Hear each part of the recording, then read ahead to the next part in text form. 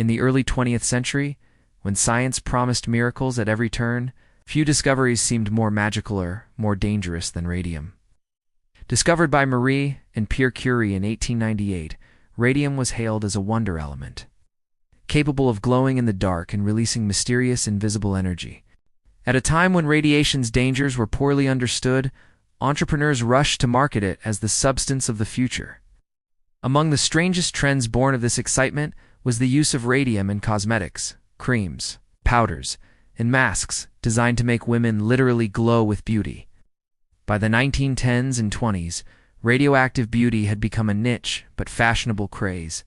Advertisements promised rejuvenation, wrinkle reduction, and radiant skin through the application of radium-based products.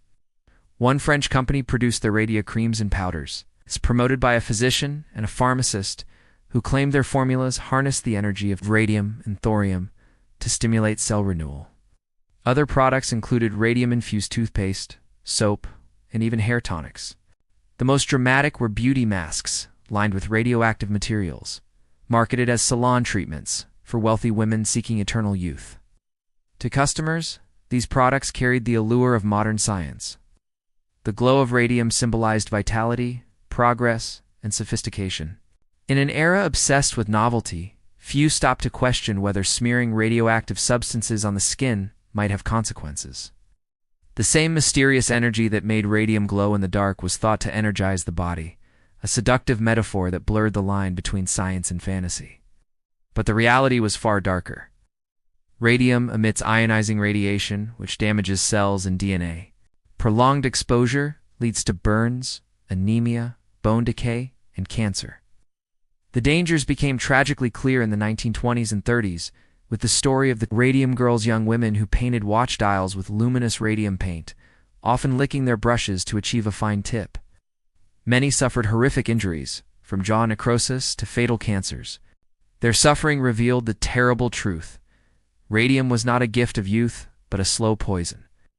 Despite this growing awareness, the marketing of radioactive beauty products persisted into the mid-20th century, especially in Europe. Wealthy salons continued offering radium masks, and creams infused with radioactive salts remained on sale. For some, the mystique outweighed the risks.